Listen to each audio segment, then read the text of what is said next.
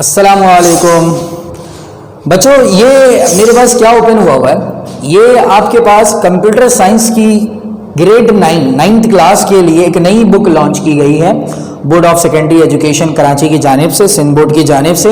तो जो आपके पास कंप्यूटर की ओल्ड बुक थी, आई थिंक क्या बल्कि होपफुली वो आपके पास मतलब बंद होने वाली है। तो इंशाल्लाह जब इस साल पेपर लिया जाएगा वो नए पैटर्न के मुताबिक और नई बुक के मुताबिक, जैसे कि आपके पास चल रहा है, तो आपके पास नई बुक के मुताबिक लिया जाएगा। पैस में इसको जो है वो अभी रिलीज मतलब इसकी प्रिंटिंग जारी है। तो जैसे ही आपको खुशखबरी मिलेगी कि हमारे पास लॉकडाउन ओपन हो गया है और हम स्कूल को जा सकते हैं, तो जो हमारा सिलेबस स्टार्ट होगा तो उस दौरान हम जो बुक रीड करेंगे वो कंप्यूटर की नई बुक को रीड करेंगे। तो आपको जैसा कि नए पैटर्न के अंदर जो चैप्टर्स मैंने बताए थे वही उसी चैप्टर्स को रखकर ये बुक आपके पास बनाया गया और बहुत अच्छा मतलब इकदाम किया गया है सिंध बोर्ड की जानिब से कि और जो बुक है उसको थोड़ा सा अपडेट किया गया, क्योंकि ओल्ड बुक बहुत ही ज़्यादा मतलब लेम हो गया था। उसको मतलब इस्तेमाल करना और पढ़ना और पढ़ाना भी बहुत ज़्यादा अजीब सा लगता था कि ऐसी बुक हम रीड कर रहे थे जिसमें यूएसबी तक का जिक्र नहीं था हमारे पास। एक ऐसी आप ऐसा कर लें कि माइक्रोफोन माइक्रोचिप्स के बारे में नहीं था, माइक्रोचिप्स का मेमोरी कार्ड के बारे में डिस्कशन नहीं थी और डीएसएलआर कैमरे के बारे में डिस्कशन नहीं थी, जिसके लिए तो आप लोग बहुत ज़्यादा फिक्रमंद हैं। बहरहाल इस बुक को हम आज की क्लास के अंदर रिव्यू करेंगे और हम ये चेक करेंगे कि अब तक जितना कोर्स हमने पढ़ा है क्या वो कोर्स इस बुक के मुताबिक हमारा मैच करता है या वो सारा कोर्स हमारा ज़ाया हो गया, जिसके लिए आप लोग बहुत ज़्यादा फिक्रमंद है। तो आज की क्लास के अंदर हम थोड़ा सा रिव्यू करेंगे न्यू बुक को लेकर। तो आज का जो लेक्चर है वो मिस ना होना पाए, ठीक है? तो बहुत ही केयरफुल देखिएगा, ये बुक आपके पास मौजूद है। इसके अलावा इस बुक को मैंने आपके व्हाट्सएप ग्रुप के अंदर सेंड करवाया है तमाम कैंपस के मैनेजर से, तमाम कैंपस के इंचार्ज से, सॉरी मैनेजर कह रहा हूँ, कैंपस के इंचार्ज से, कि वो मैसेज जो है वो ग्रुप के अंदर सेंड कर दें और ये बुक आप तक जो है वो पहुंच जाए पीडीएफ की फॉर्म में। तो अभी आपने प्रिंट आउट करवाने की जरूरत नहीं है, आप पीडीएफ में ही अपने मोबाइल से पढ़ते रहें, रीड करते रहें। साथ साथ हम ओल्ड बुक को भी लेके चलेंगे ताकि हमें अगर किसी किस्म की न्यूज अगर डिस्पैच होती है तो हम ओल्ड बुक को ही फॉलो करना शुरू कर दें और हमारा कुछ जाया ना हो। तो दोनों बुक के अंदर जो टॉपिक सिमिलर है हम उसको पढ़ रहे हैं, ठीक है? हम उसी चीज को डिस्कस कर रहे हैं, कोई बहुत ज्यादा चेंजिंग नहीं की गई है। जो आप चेंजिंग देख रहे हैं, कवर लेकिन बहुत जबरदस्त बनाया है, इन लोगों ने कलरफुल कर दिया है ब्लैक एंड व्हाइट से कंप्यूटर की बुक को। तो देखिएगा आपके पास ये कंप्यूटर की बुक है और इस कंप्यूटर की बुक के अंदर आपके पास चीजें लिखी हुई है कि ऑल राइट और रिजर्व किया गया है हमारे पास यहां पर। तो अगर मैं इसको यहां पर बड़ी कर दूं, ऑल राइट रिजर्व किया गया सिंटैक्स के बुक के जानिब से। और ये जो प्रिंटिंग हुई है, मेरी बर्थ ऑफ डेट वाली दिन प्रिंटिंग हुई है 22 तारीख 7वां महीना यानी 7 जुलाई 22 2020, जिस दिन मेरी बर्थडे थी ना उस दिन ये बुक प्रिंट हुआ। तो मुझे आप लोग थैंक यू बोलना। बराबर 22 तारीख 7वां महीना 2020 को ये बुक प्रिंट हुआ है और इसके पैट्रन इन चीफ है अहमद बख्श नरीजो। इसके अलावा chairman Sindh board text book भी है, शाहिद वारसी है, मैनेजिंग डायरेक्टर हैं जो कि associate for academic quality FAQ के। इसके अलावा ख्वाजा आसिफ मुश्ताक है जो कि प्रोजेक्ट डायरेक्टर हैं associate for academic quality FAQ से। इसके अलावा रफ़ी मुस्तफ़ा, मैं तो मोहम्मद रफ़ी हूँ, मोहम्मद रफ़ी होता है तो मेरा नाम आया था, रफ़ी मुस्तफ़ा साहब जो कि प्रोजेक्ट मैनेजर है associate for academic quality FAQ से। इसके अलावा chief supervisor SIM text book के जो है वो है यूसुफ अहमद शेख। ऑथर इस बुक को लिखने के लिए जिसने मेहनत किया है उनका नाम है मिस जो है, मुझे यहाँ पर क्लियर नजर नहीं आ रहा है, तो मिस जुफिशा कवल, लेडीज है, लेडीज फर्स्ट, और हमारे यहाँ लड़कियां तरक्की कर रही है माशाल्लाह। इसके अलावा मिस्टर अजमल सईद, इसके अलावा मिस्टर हनीफ एहसन जुबैदी ने इन बुक को जो है वो ऑथराइज किया है। और रिव्यू इस बारे के बारे में जो है मतलब इसको रिव्यू किया है, इसकी गलती, इसकी ख्वाहिशों को मतलब इसकी चीज़ों को ख़त्म करने के लिए मिस्टर अब्दुल मजीद बर्थ ने, प्रोफेसर हैं। इसके अलावा प्रोफेसर रिटायर मोहम्मद जाहिद शेख ने और मिस्टर इमरान पठान ने, मिस्टर अमजद अली यूसुफ जई ने, मिस्टर मुताग अहमद अंसारी ने। एडिटर्स और technical assistant coordinator Mohammad Nazir Ahmad Sheikh है और यह अरसलान शफकत आज़ादी है जो कि डिपार्टमेंट ऑफ डिजाइनिंग इलस्ट्रेशन। बहरहाल ये सब जो बातें, तो ये इतने नाम पढ़वाने का मतलब ये था कि ये बुक मेरी नहीं है, मैं अगर लिखता तो मैं इतने ऑथर्स के पास नहीं जाता, मैं अपने नाम का एक बुक प्रिंट आउट करवा लेता। तो सिंध बोर्ड बुक ने इसे लिखा है, डेट मेंशन है 22/7/2020 और इसके जो नंबर्स हैं वो भी आपके पास लिखे हुए हैं, जो कि एडमिनिस्ट्रेटेड किया गया है। सबसे पहली और ख़ास बात ये है कि इसमें लिखा हुआ board of intermediate and secondary please subscriber as text book by text book board Jamshoro, आपकी बुक में लिखा होता है, आप देखिएगा टेक्स्ट बुक बोर्ड जामशोरो। और ये बुक हैदराबाद, सक्कर, लड़काना और मीरपुर खास के लिए भी ये बुक प्रोविजनल ऑफ सिंध यानी ओवरऑल पूरे सिंध में ये बुक आपके पास चलेगी। तो आगे हम डिटेल लेते हैं इस बुक की। इसकी प्रेफेस है जिसके बारे में लिखा हुआ है, जो कि चेयरमैन ऑन सिंध बोर्ड ने लिखा है, इसको पढ़ने की हम ख्वाहिशमंद नहीं है। अबाउट द बुक, इस बुक को थोड़ी सी प्रिंटिंग की गई है जो इसके बारे में लिखा हुआ है कि बुक के किस तरह सरकमफेरेंस है, किस तरह से चीजें को डेवलप किया गया है। ये है कंटेंट्स सैलिफेरेंस। बिस्मिल्लाहिर्रहमानिर्रहीम। चैप्टर 7 बनाए गए हैं, जैसे कि हमारे पास चैप्टर थे इंट्रोडक्शन टू कंप्यूटर जो कि हमारे पास चैप्टर नंबर 1 था। उसके अलावा पुरानी बुक के अंदर चैप्टर था हमारे पास कंप्यूटर कंपोनेंट्स का, कंप्यूटर कंपोनेंट्स का। उसके बाद था स्टोरेज डिवाइस, फिर था इनपुट डिवाइस, फिर था कंप्यूटर सॉफ्टवेयर। 5 चैप्टर हो रहे थे, 8 थे, लेकिन इसको इंट्रोड्यूस करवा दिया गया है। ये क्या क्या है? फंडामेंटल्स ऑफ कंप्यूटर पहला चैप्टर, सेकंड चैप्टर है फंडामेंटल ऑफ ऑपरेटिंग सिस्टम। अब आप देखें पहला चैप्टर में पेज 1 से स्टार्ट हो रहा तो 29 में खत्म हो रहा, 29 पेज का पहला चैप्टर है, बहुत बड़ा चैप्टर है। Fundamental of operating system. तीसरा है ऑफिस ऑटोमेशन। चौथा है data communication and computer network जो कि 65 पेज पर आपके पास मौजूद है। Computer security and ethics, ethics समझते हैं ना। वेब डेवलपमेंट 117 पर इंट्रोडक्शन टू डेटाबेस सिस्टम। ये सारे जो आपके पास चैप्टर है ये सॉफ्टवेयर से रिलेटेड है। तो वो जो कंप्यूटर सॉफ्टवेयर का एक चैप्टर था ना हमारे पास उस बुक में, बहुत ही घिसा पिटा सा, उसको मॉडिफाई किया गया है यहाँ पर और इन सारी बुक्स को यहाँ पर मर्ज करके एक बहुत अच्छा बुक डेवलप किया गया। नाम थोड़े खतरनाक है लेकिन डरने की जरूरत नहीं है, हमने जो पढ़ा है बिल्कुल वही सारे टॉपिक्स होंगे, आपको नजर आएंगे। कुछ टॉपिक्स अपग्रेड होंगे जो कि हम अपग्रेड कर लेंगे, मैं और आप अपग्रेड कर लेंगे चीज़ों को और हम थोड़ा सा मतलब मॉडिफाई हो जाएंगे। तो अब आपको समझ आ रहा होगा बच्चों कि जो लॉकडाउन में आपने टाइम वेस्ट नहीं किया है, बल्कि लॉकडाउन में आपने अच्छी तरह से चीज़ों को जो है वो आपने रीड किया है ताकि आप क्या कर सकें, मॉडिफाई, आप अपने आप टाइम जो है वो आप क्या कर सकें, बचा सकें। ज़रा देखिए मेरे पास यहां पर क्या है कि इस बुक के डिस्क्रिप्शंस के बाद हम चलते हैं बुक के पहले चैप्टर्स की तरफ। जो पहला चैप्टर है हमारे पास वो है fundamentals of computer, unit of first generation, second generation, third generation, यही पढ़ लेते ना, फोर्थ जनरेशन और फिफ्थ जनरेशन। देखिए कितने खूबसूरती से इसको डिस्क्राइब करने की कोशिश किया है कि कंप्यूटर ने डे बाय डे किस तरह से डेवलपमेंट की और कंप्यूटर किस तरह से डेवलप्ड हुआ डे बाय डे। तो यहां पर यह खास बात आपके पास मेंशन की गई है। तो फर्स्ट चैप्टर आपके पास यहां पर मौजूद है, इसको मैं थोड़ा सा बड़ा करना चाहूंगा और आपको यहां पर मैं दिखाना चाहूंगा कि किस तरह से यह बुक जो है आपके पास मेंशन किया गया है। ठीक है, आई होप अब आपको चीजें नजर आ रही होंगी, क्लियर नजर आ रही होंगी और इसके बारे में हम डिस्कशन करने जा रहे हैं। Demonstration to understand about the history of computer, यही पढ़ रहे थे ना, history of computer. Outline the various generations of computer, first, second, third, fourth, fifth.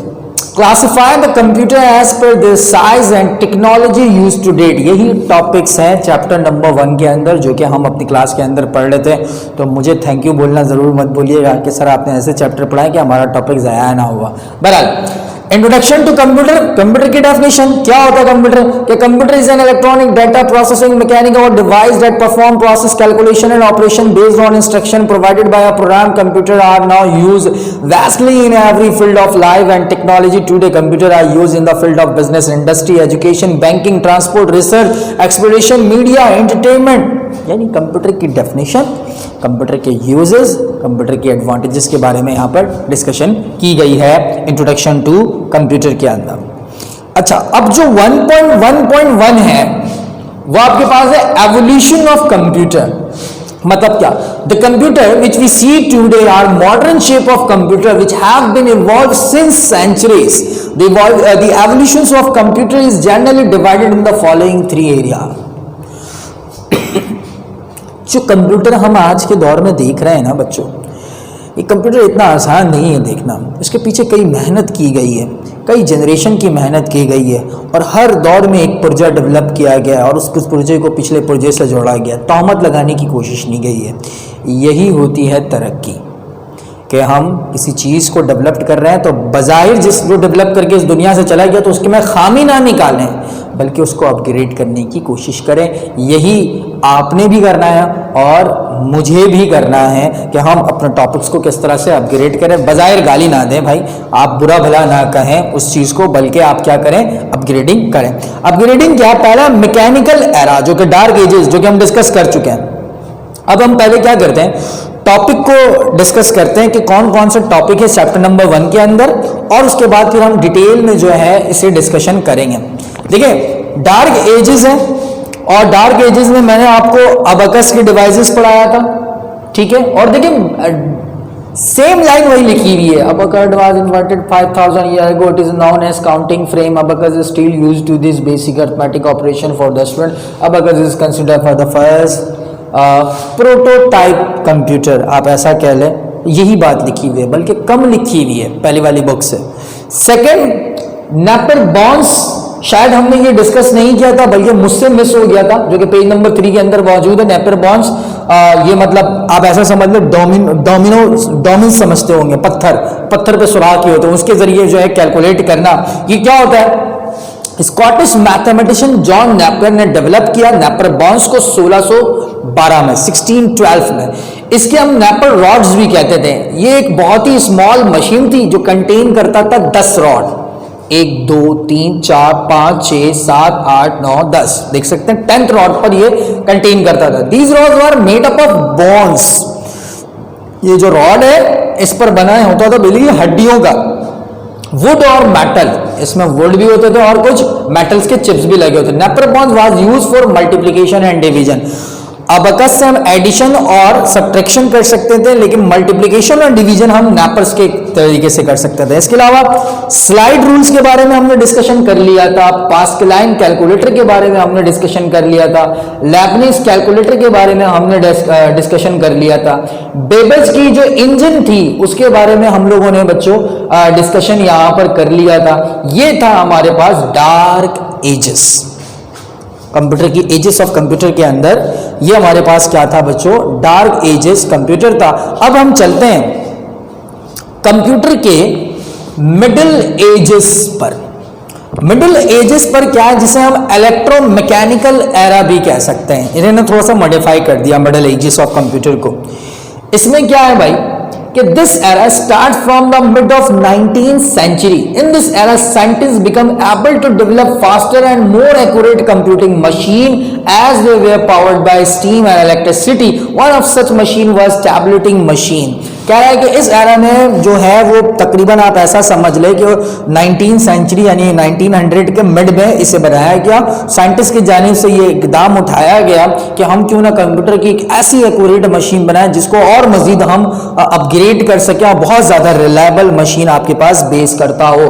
तो हरमन हॉलोरेट टैबलेटिंग मशीन 1890 में भाई आपको बताया था. यूएस सेंसस बैरो का मैंने नाम लिया था. ये सारी चीज़ें मैंने आपको पढ़ाया था. उसके अंदर मैंने एबीसी भी बताया था. मैंने तो बहुत सारी आगे की चीज़ें बता दी थी जो कि इस बुक के अंदर मेंशन भी नहीं है. बहरहाल तो आप पढ़ना चाहें तो पढ़ सकते हैं, ना पढ़ना चाहें तो आपका दिल है. इसके अलावा मॉडर्न एजेस जिसे हम इलेक्ट्रॉनिक एरा कहते हैं, इसमें क्या एडवांस हुआ? Advance in the vacuum of electron tube gave birth to the electronic area. In this era, the two computers were invented where work on the principle of input is stored, processing and output. Continuous advancement in electronic engineering increased efficiency and speed of computer considerably. The electronic era may be categorized in generations on the basis of core technology used to build computers. Means क्या है? इतना बड़ा letter मैंने पढ़ दिया, समझिएगा क्या है. Electronic era, modern ages, basically हम जनरेशंस ऑफ कंप्यूटर को कहते हैं. तो आप यहां पे इसको मिटा के जनरेशन ऑफ कंप्यूटर लगा दो, बात मुक गई. बात क्या हो गई? समझ आ गई. तो पहला क्या है? First generation computer. Vacuum tubes कैसा होता है भाई, उधर तो काला पीला नीला ब्लू देखा था, ये है एक्चुअल वैक्यूम ट्यूब्स। फिगर 1.9 बनाने के लिए नहीं कहा जाएगा, बस आपको दिखाने के लिए दे रहा है। फिगर 1940 से लेकर 1956 तक जनरेशन देखें, आपको मैंने वही करेक्ट करके लिखवाया था। बराबर वैक्यूम ट्यूब्स होता क्या है, रिवाइंड करना चाहेंगे? अच्छा है, पांच हमने लेक्चर जो है वहां पर पढ़ा हुआ था, और यहां पर भी हम क्या कर लेंगे बच्चों, डिस्कस कर लेंगे। तो मैं यहां पर थोड़ा सा डिस्कशन करता हूं। वैक्यूम ट्यूब जो बेस करता है, ये फर्स्ट जनरेशन वो बेस करता है वैक्यूम ट्यूब। पहला जनरेशन कंप्यूटर है, लार्ज इन साइज है, और इसमें मशीन लैंग्वेज यूज की जाती है। मैग्नेटिक ड्रम को as a primary internal storage के तौर पर यूज किया जाता है, और पंच कार्ड को as a medium input storage use किया जाता है। इस जनरेशन के अंदर ऑपरेटिंग सिस्टम यूज किया जाता है बहरहाल। और इसके अलावा जो इसके लिखा हुआ है इसके अंदर कि इलेक्ट्रॉनिक न्यूमेरिकल यानी एनीएक और यूनिवैक इसके क्या है एग्जाम्पल्स है कंप्यूटर के, जो कि इसके मॉड्यूल्स कहलाते हैं। बस इतनी सी बात लिखी हुई है, ना एडवांटेजेस है और ना ही डिसएडवांटेजेस, तो आपके लिए काम आसान हो गया। Second generation of computer, because of transistor computer become smaller. Transistor की वजह से कंप्यूटर स्मॉल, ये है वो ट्रांजिस्टर, ठीक है, वैक्यूम ट्यूब्स के रिप्लेस में आया। Smaller, faster, cheaper and more efficient. Assembly language इसके अंदर यूज किया जाता था, और साथ साथ हाई लेवल लैंग्वेज जैसे कि फोर्टान है वह उस वक्त इंट्रोड्यूस किया गया। मैग्नेटिक कोर को यूज किया गया as a primary internal storage के तौर पर, और पंच कार्ड को यूज किया गया एज अ इनपुट के तौर पर। ये जो प्रोसेसिंग था ये मल्टी प्रोग्रामिंग ऑपरेटिंग सिस्टम था, जो कि मैं पहले भी डिस्कस कर चुका हूं। ये कमर्शियल प्रोडक्शन था। इसका एग्जांपल, इसकी मॉड्यूल्स क्या है, IBM 1401। देखिए मैंने आपको बहुत सारे मॉड्यूल लिखवाए होंगे, उसमें एक और इजाफा कर लिया IBM 7094 की सीरीज, जो कि आपकी इस बुक में मेंशन की गई है, वो यहां पर लिखी हुई है। थर्ड जनरेशन ऑफ कंप्यूटर 1964 से लेकर 1971। आप एयर देखें ना, आप उसके भी एयर आपने देख लें, 56 से 63 आपको यही लिखवाया होगा मैंने भी। बहरहाल जो एयर अगर आप आगे पीछे हो तो आप उसे करेक्ट कर लीजिएगा। आईसी, ये रहा आईसी आपके पास है। इसमें जो इसकी स्पीड है बहुत ज्यादा थी, ये लेस एक्सपेंसिव था। High level programming language use किया जा रहा था। इसके अंदर पास्कल और कुबोल था, वहां पे फोटोन था, ठीक है। इसमें कीबोर्ड एज अ इनपुट और मॉनिटर को एज अ आउटपुट यूज किया जा रहा था। टाइम शेयरिंग और रियल टाइम ऑपरेटिंग सिस्टम भी इसे कहा जाता है, और इसके कुछ मॉड्यूल्स आपके पास लिखे हुए हैं, जो कि IBM 360 और IBM 370 जो है इसके मॉड्यूल्स है। फोर्थ जनरेशन जो कि हमने लास्ट क्लास में पढ़ा है, तो इसे हम थोड़ा सा रिव्यू कर लेते हैं। फोर्थ जनरेशन को according to the new book, the invention of microprocessor was revolutionary which caused the development of faster, less expensive, smaller and more reliable computers। Fourth generation के अंदर माइक्रो प्रोसेसर, ये है वो micro processor, वो काला पीला नीला blue जो आपके पास बना हुआ, ठीक है, वो भी है, लेकिन उसको थोड़ा शार्प करके यहां पर दिखाया गया। इसमें सेमीकंडक्टर मेमोरी के तौर पर रैम और रोम को यूज किया था। मैग्नेटिक स्टोरेज जो है उसमें पॉपुलर था। इसके अंदर जो लैंग्वेजेस थी वो वहां पर मेंशन नहीं है आपकी बुक में, मैंने नहीं करवाया लैंग्वेज को मेंशन, आप मेंशन कर लें हाई लेवल लैंग्वेज। लेकिन हाई लेवल की कौन सी लैंग्वेज? हाई लेवल की C++, जावा, और आजकल के दौर में हमें ये पढ़ना पड़ता है। These computer are use almost every field of life like space, application, business and art work में इसे हम यूज करते हैं। टाइम शेयरिंग और रियल टाइम और डिस्ट्रीब्यूशन ऑपरेटिंग सिस्टम है। पहला इसका एग्जांपल है एप्पल और मैकिन्टोश, IBM PC इसका आपके पास क्या एग्जांपल है। जबकि fifth generation robotic generation, artificial intelligence कहा जाता है। ये देखें, चिट्ठी आ गई आपके पास, मूवी की चिट्ठी, जो मूवी नहीं था चिट्ठी, जिसके अंदर चिट्ठी आता था, वो बहरहाल इंडियन मूवी था, आप उसके बारे में डिस्कस ना करें। Fifth generation of computer device क्या है? ये स्टिल बिंग डेवलप्ड है। अब हमारे पास जो भी एज डेवलप्ड हो रहा है वो फिफ्थ जनरेशन कंप्यूटर का हिस्सा है। इन दिस जनरेशन, इस जनरेशन में क्या होता है कि ये कैपेबल है सेल्फ लर्निंग, रीजनिंग, जनरलाइजेशन की और ह्यूमन लैंग्वेजेस के अंदर। आप इसमें ब्रांचेस ऑफ इंक्लूड है, मशीन लर्निंग है, डीप लर्निंग है, नेचुरल लैंग्वेज है, प्रोसेसिंग है, रोबोटिक्स एंड एक्सपर्ट सिस्टम है, और इसे हम क्या कहते हैं यहाँ पर? जनरेशन ऑफ कंप्यूटर कहते हैं। तो ये आपके पास न्यू बुक है, और आपने वहां पर ओल्ड बुक से पढ़ा हुआ था लास्ट कुछ क्लासों के अंदर, लेकिन घबराने की बात नहीं है, आपने ज्यादा ही पढ़ा है, कुछ कम नहीं पढ़ा है। अगर देखा जाए तो आपने एक्स्ट्रा चीजें पढ़ी हैं, कुछ चीजें आपके पास छूटी नहीं है, बल्कि आपने एक्स्ट्रा पढ़ा हुआ है। तो अब आपको समझ आ रहा होगा कि एक मंथ में अगर मैं आपको 6-7 चैप्टर करा तो देता, लेकिन आपको फिर समझ आता सर ये भी नहीं पढ़ा हुआ, ये भी नहीं पढ़ा हुआ, ये भी नहीं पढ़ा। ये नई बुक के ये सारी चीजें आपके पास पढ़ी हुई है। चले क्लासिफिकेशन ऑफ कंप्यूटर, देखिए मैंने आपको 3 सेपरेट हेडिंग लगवाई थी वहां पर। According to the data handle आया, according to the size, according to the purpose, general purpose, special purpose, super, main frame, mini, micro, analogue, digital और हाइब्रिड कंप्यूटर। तो ये हमने डिस्कस किया हुआ था वहां पर। देखें analogue computer, digital computer, hybrid computer, according to the size, super computer, main frame computer, micro computer, mini computer, according to the purpose, general purpose computer, special purpose computer, ये आपके पास है। क्या क्या डिस्कस कर लिया? Explain the uses of computer in different fields of life, discuss how computer is affecting of work style, providing variety choices of entertainment and day to day, tell about the scope to the different careers in IT sector. अब तक जो हमने ऊपर पढ़ा वो सारी history of computer पढ़ी, computer कैसे डेवलप हुआ, किस तरह से चला, किस तरह से आगे बढ़ा, ये सब बातें आप पढ़ चुके हैं। आगे आते हैं, कंप्यूटर का रोल क्या है हमारे मॉडर्न लाइफ पर। तो computer in different fields of life, यानी आपने एक पैराग्राफ, एक समरी शेयर करनी है, ऐसी समरी शेयर करनी है कि कंप्यूटर का इस्तेमाल आज के दौर में हम किस तरह से कर रहे हैं, इसकी समरी आपने यहाँ पर क्या करनी है, शेयर करनी है। क्या एडवांटेजेस है, क्या डिसएडवांटेजेस है, ये सारे आपके पास यहाँ पर मेंशन है।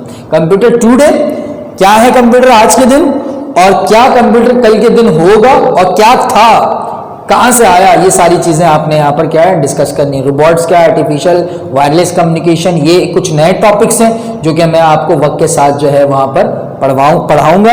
और इस चैप्टर के अंदर जो है वो कैरियर इन आईटी फील्ड है, सॉफ्टवेयर इंजीनियरिंग है, नेटवर्किंग एडमिनिस्ट्रेटर है, डेटाबेस है, वेब है, ग्राफिक डिजाइन है, आपके पास इंफॉर्मेशन सिक्योरिटी है, एनालिसिस है, computer science of IT teacher है। और इसके अंदर चैप्टर्स के अंदर क्या है, अब ये चैप्टर नंबर 1 आपके खास खत्म हुआ, तो कुछ एक्स्ट्रा टॉपिक हैं जो कि इसके हम लास्ट में डिस्कस करेंगे बच्चों, ताकि हमें जब तक ये पता चल जाए कि ये बुक कितना मतलब 100% श्योरिटी ना आ जाए। अभी तक तो 80% श्योरिटी है, लेकिन उम्मीद है, चांसेस है कि 100% श्योरिटी आ जाएगी, तो हम वहाँ पर डिस्कस करेंगे। ये टॉपिक चैप्टर नंबर 2 का है, ओल्ड बुक का। मदरबोर्ड देखिएगा, अगर आपके पास ओल्ड बुक मौजूद है तो मदरबोर्ड लिखा होगा चैप्टर नंबर 2 के अंदर। माइक्रो प्रोसेसर, सीपीयू पहले टॉपिक होगा, ठीक है। अर्थमेटिक लॉजिक है, कंट्रोल यूनिट है, चैप्टर नंबर 2 का, लेकिन चैप्टर नंबर 1 के अंदर मौजूद है। एक एक्स्ट्रा टॉपिक है यहाँ पर क्लॉक, रजिस्टर भी चैप्टर नंबर 2 के अंदर मौजूद है, कैश चैप्टर नंबर 4 के मौजूद है, बस चैप्टर नंबर 2 के मौजूद है। मैं ओल्ड बुक से बता रहा हूँ आपको ये सारे टॉपिक, लेकिन ये नए बुक में अभी है। इनपुट डिवाइस चैप्टर नंबर 3 का है, पॉइंटिंग डिवाइस है, माउस है, इमेज है, स्कैनर है। आउटपुट डिवाइस भी चैप्टर नंबर 3 का, जिसमें मॉनिटर है, प्रिंटर है, हार्ड कॉपी है, प्लेटर है, स्टोरेज डिवाइस है, रैम है, रोम है, ये चैप्टर नंबर 4 के अंदर है। ये इनपुट है, प्रोसेसिंग है, स्टोरेज है, कंप्यूटर है, ये सारे चैप्टर नंबर 4 से रिलेटेड है। Utility programmes, language translator chapter number 1 का एक टॉपिक है आपके पास, ठीक है। असेंबलर, कंपाइलर, इंटरप्रेटर, ये सारी हमें डिस्कस करना था। कुछ नए टॉपिक्स हैं, तो ये चैप्टर नंबर 1 आपके पास बहुत बड़ा चैप्टर है भाई, इतनी जल्दी इतनी आसानी से ख़त्म नहीं होने वाला। तो अब आपने कंप्यूटर में बच्चों क्या करना है, मेहनत करना है, और जो चीज़ आप पढ़े हुए उनके बारे में आप डिस्कस करते रहें, आगे बढ़ते रहें। तो हम इंशाअल्लाह जब हम नेक्स्ट क्लास के अंदर जाएंगे, नेक्स्ट क्लास को डिस्कस करेंगे, तो हम उसमें स्टडी करेंगे। कोई नए टॉपिक्स अब ये मैं नहीं उठाऊँगा, मैं उठाऊँगा direct CPU, block diagram of CPU, इसके अलावा कंट्रोल यूनिट, ALU, बसेस हैं, पोर्ट्स हैं, प्लॉटर है। हम वो टॉपिक डिस्कस करेंगे जो कि हमारे ओल्ड में भी मौजूद है और न्यू में भी मौजूद है, ताकि हमारे पास एक इक्वल और एक एक्सेलरेटर हमारे पास टॉपिक चले, जो कि हमें जाकर आगे क्या करे, हेल्प करे। बहरहाल एक छोटी सी रिव्यू और देख लेते हैं। ये है चैप्टर नंबर 1। अगर इसके सवालात आएंगे तो इसकी समरी लिखी हुई है, ये समरी शॉर्ट टॉपिक्स जिसे हम कहते हैं। एक्सरसाइज है, इसके अलावा MCQs है, ये रिस्पॉन्स करना है आपको, सवाल जवाब है। Discuss the uses of computer any 2 fields of life, differentiate compiler and assembler, differentiate system and application आप टेस्ट दे चुके हैं, ये भी आप टेस्ट दे चुके हैं। मैंने आपको लिखा था,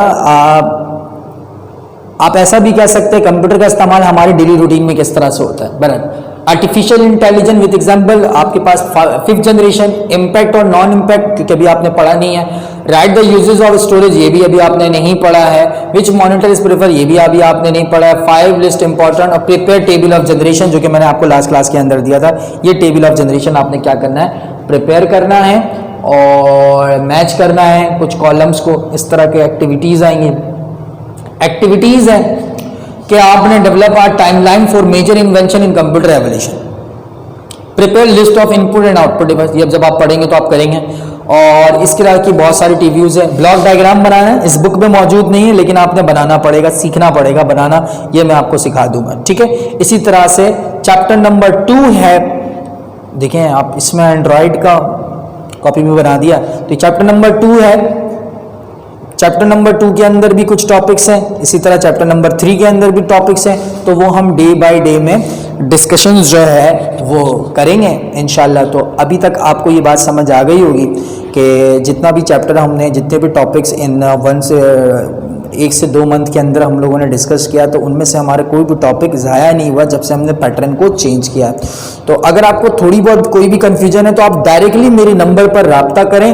पेरेंट्स को परेशान करने के बजाय आप डायरेक्टली मुझसे रब्ता करें, मुझसे डिस्कस करें अबाउट कंप्यूटर। अगर आपको फिर भी पेरेंट्स से भी डिस्कस करना है तो पेरेंट्स के थ्रू आप मुझसे रब्ता कर सकते हैं। तो मैं आपको क्लैरिफाई कर दूंगा कि किस तरह से चीज़ें आगे चल रही हैं, किस तरह से आगे चीज़ें नहीं चल रही हैं। तो आज की क्लास में हमने देखा कि अगर हमारे पास न्यू बुक आता है जो ये वाली प्रिंट हो चुकी है ऑलमोस्ट बुक के अंदर, जैसे ही अभी नोटिफिकेशन आएगी बोर्ड की तरफ से तो आपको चीज़ें जो हैं वो समझ आना शुरू हो जाएंगी कि भाई किस तरह से हमें चीज़ों को कवर करना।